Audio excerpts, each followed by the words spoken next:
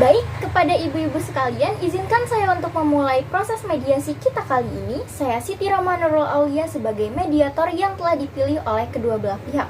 Selanjutnya, saya persilahkan kepada kedua belah pihak untuk memperkenalkan diri terlebih dahulu. Pada pihak penggugat, dipersilahkan. Baik, terima kasih Bu Mediator. Perkenalkan, saya Ici sebagai pihak penggugat. Iya, terima kasih. Silakan kepada pihak tergugat untuk memperkenalkan diri. Baik, terima kasih. Perkenalkan, saya Ati sebagai pihak tergugat. Baik, jika begitu dikarenakan para pihak bersedia untuk mengikuti proses mediasi ini, maka kita langsung saja ke tahapan yang pertama, yakni saya akan menjelaskan berdasarkan Peraturan Mahkamah Agung Nomor 1 Tahun 2016 tentang prosedur mediasi bahwasanya dalam pasal 4 disebutkan sengketa perdata diajukan tingkat pertama wajib terlebih dahulu diupayakan penyelesaiannya melalui perdamaian dengan bantuan seorang mediator. Mediasi adalah suatu penyelesaian sengketa di mana kedua belah pihak saling berdialog berunding untuk menentukan titik temu. Selanjutnya, saya akan menjelaskan tahapan-tahapan mediasi. Yang pertama, dalam hal ini saya selaku mediator bersikap netral dan hanya memberikan waktu kepada kedua belah pihak untuk merundingkan duduknya permasalahan. Yang kedua, saya akan mencari kesalahpahaman awal dari kedua belah pihak. Yang ketiga, saya akan mempersilahkan kedua belah pihak untuk berbicara secara bergantian. Dan yang keempat, apabila negosiasi pada akhirnya mendapatkan kata sepakat dari kedua belah pihak, maka nantinya akan dibuatkan akta perdamaian yang menyatakan bahwa perkara ini selesai dan berakhir dengan mediasi. Baik, apakah dari kedua belah pihak setuju dengan poin nomor 1 sampai dengan poin nomor 4? Saya setuju.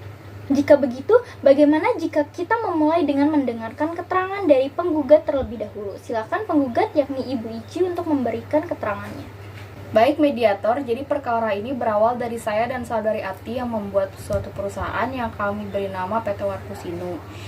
Yang dimana saya menanamkan modal yang sangat besar berupa 500 juta rupiah untuk membangun perusahaan ini.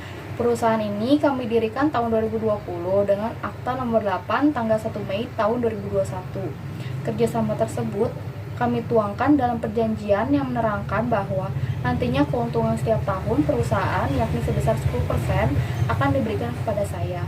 Namun 2 tahun ini dari tahun 2020 hingga 2022 saya tidak menerima sepeser pun keuntungannya. Baik, terima kasih atas keterangannya yang telah disampaikan oleh penggugat. Selanjutnya kita dengarkan keterangan dari pihak tergugat yakni Ibu Ati. Dipersilakan. Di sini saya akan meluruskan pernyataan Ibu Ici selaku penggugat. Memang benar saya bekerja sama dengan Ibu Ici.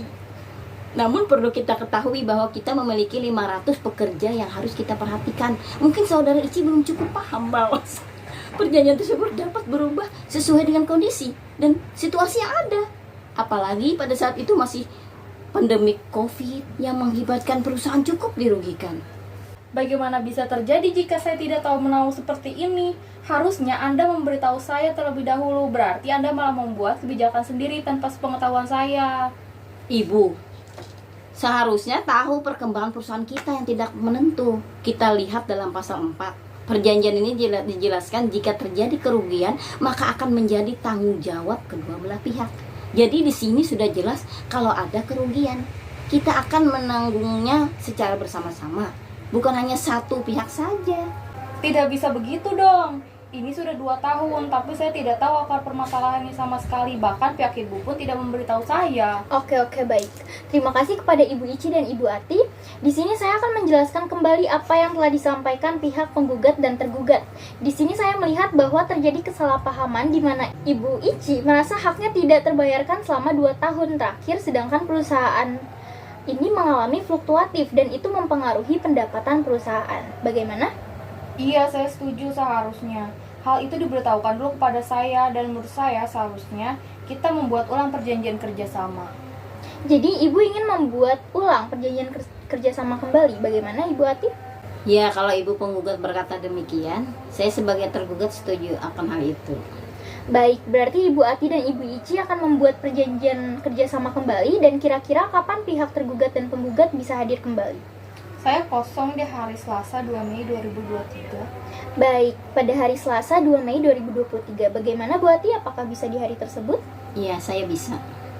Dikarenakan sudah disepakatinya hal ini, maka akan dibuat ulang perjanjian kerjasama. Berarti dalam hal ini juga akan disertakan penandatanganan akta perdamaian yang menyatakan bahwa mediasi berakhir damai. Bagaimana ibu-ibu?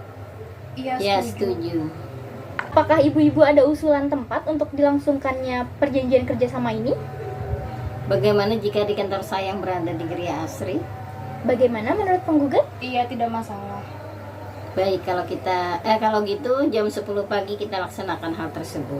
Baik, terima kasih kepada ibu tergugat dan penggugat yang telah hadir dalam mediasi ini. Kalau begitu, saya akan membacakan ulang hasil mediasi kita hari ini yang berakhir damai dengan agenda bahwa hari Selasa tanggal 2 Mei 2023 akan dilakukan kembali perjanjian kerjasama serta penandatanganan akta perdamaian yang bertempat di kantor Geria Asri pada pukul 10 pagi.